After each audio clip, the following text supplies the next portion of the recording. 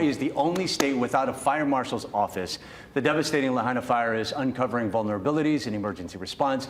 Thomas Heaton with Honolulu Civil Beat is going to take a closer look into the chain of command and explore the benefits of State Fire Marshal's office.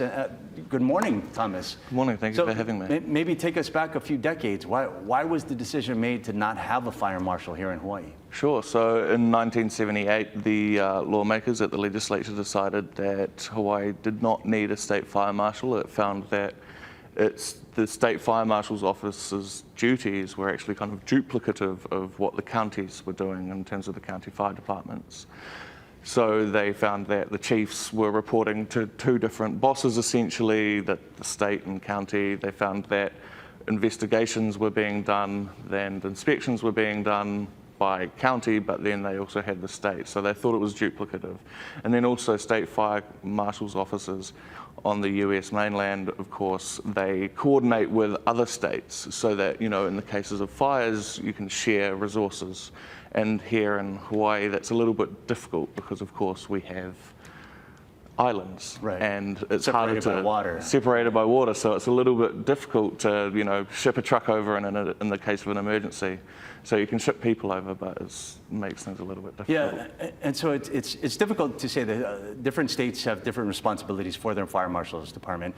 And I'm going to dive into a couple of hypotheticals, and I just want to throw it out there because you said that a fire marshal, in most cases, is an investigator and might potentially go out to areas that show potential for wildfires like this. They also help with response. Could things have been different this time around if there was a fire marshal that was already in place? Sure. I mean, it's really hard to say, of course, because everyone, of course. They could have, I guess, because they are in charge of essentially keeping the state safe from fire. They're in charge of preventing fire. They're in charge of enforcing the state fire codes, which, of course, you know, when you look at the state fire code, that is, you know, are there sprinklers? Are there, you know, all of this kind of thing.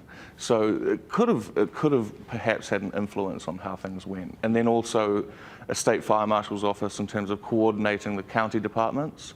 It could maybe have played a role in say bringing resources from Oahu or Big Island, and as did happen, but it might have laid out the groundwork prior to the you know, the event, so that they had their processes out and ready to go. Especially since there had been a previous fire in 2018, it would have been another group of people listening to the residents there. How about this? I know there is a push to bring a fire marshal's department here to Hawaii. Where are we in that process? Sure. So in 2021 and in 2022, the State Fire Council, which is our de facto fire marshal's office, actually put bills into the legislature and said, could we please create a working group to assess what Hawaii needs in a state fire marshal's office, if it needs one.